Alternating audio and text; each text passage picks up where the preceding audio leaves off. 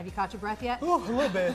I'm working on it. Ooh, that was a good one. Now we worked out our muscles. Now we're going to work on our mind with Dr. Martha Durham, owner of North Main Counseling, and this is a really good topic. It's the danger of frenemies and what happens if maybe your kids, especially your daughters, are hanging around mean girls, or even worse, what if your kid is the mean girl? Kid. Right? That does not mean you are failing as a parent. It means we just got a few little tips and tricks, and How would you describe what is a frenemy for people who are like, what is that word? Well, so it's somebody who seems to be a friend, but they're kind of toxic, and you're always getting hurt by them. But actually, it's not always.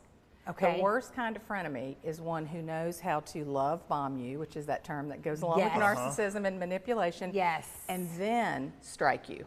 Ooh. So you're really caught in over here waiting for the love. Does that make sense? Yep. And that's true for adults too. Yes. Yeah, we were talking about this in the office. I said there are a lot of frenemies are not isolated to just young kids, people. No. There are adults that are frenemies too. Absolutely. A lot of times, some of your coworkers, you love them, but they're frenemies for different reasons. So everyone has their own motivations for it. Yes. They do. They do. What I will say is one of the things people don't think about, we were talking about earlier, is make sure that your child is not demonstrating those behaviors. Teach them. Right. Okay? Then if you're noticing a pattern, you really need to do something for your child. A lot of parents think, well, it's the real world and they'll learn.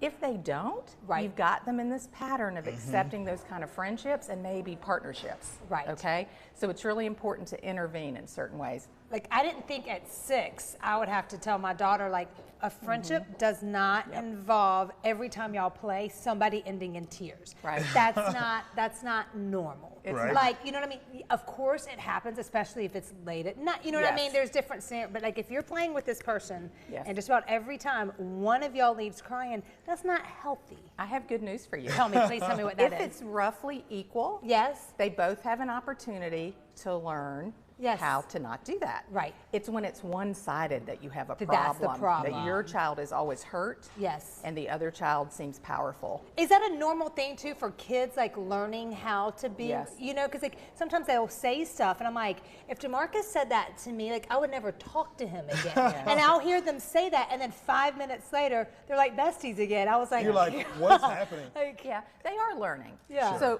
I think humans have the capacity for great good and great evil. It's just being a human. Right. Okay? And our job is to shape our children into doing the nicer stuff more often. We're always going to fall down, y'all. Of course. Perfection is impossible. How hard is it too when your kid, like you said, your kid is maybe the mean kid? How hard is it for the parent to both, teach them the newer way, but also identify? You got to point out the fact that what you've done is not the best. Yeah. So if you're not that person yourself, it's going to be really easy to point it out and to give a consequence. When you do that, here's what's going to happen. Right. Okay.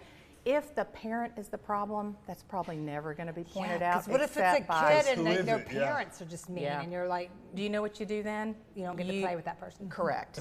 And you provide friendship alternatives that might not be at school. Maybe they're in some sort of choir. Maybe they're in an art class, something like that, where you have friendship alternatives.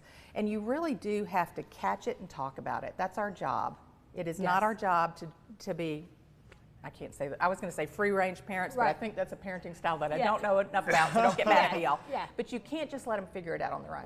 Right. Because then that becomes, because sometimes it's like, you don't want mama to come in and solve every problem for you. That's right. Because then you're not. So it's a fine line of when can they figure things out. But I think what you're saying is that you're kind of giving them, the tools. Yes, and then you can kind of, but if you don't give them the tools, how are they supposed to know? And they have to get hurt. Yeah. We get hurt and we grow when we're hurt, when we're in pain. We all want to be happy all the time. It's impossible. Right. I think those really low times is when we learn the most and we become better people. So there's a benefit to pain. And we have to acknowledge that. I want to say something about, you said we're both women and it's like mean girls. There are so many mean boys, y'all. Ooh, yes. There are so many mean boys. There are. And when you're a boy mom and you find that out, you're like, wow. I mean, my 300-pound, 6'2" football player was bullied. Which is crazy. You think that there's no way that can happen. It was painful. To this day, he goes, I have trust issues because of what happened to me when I was younger.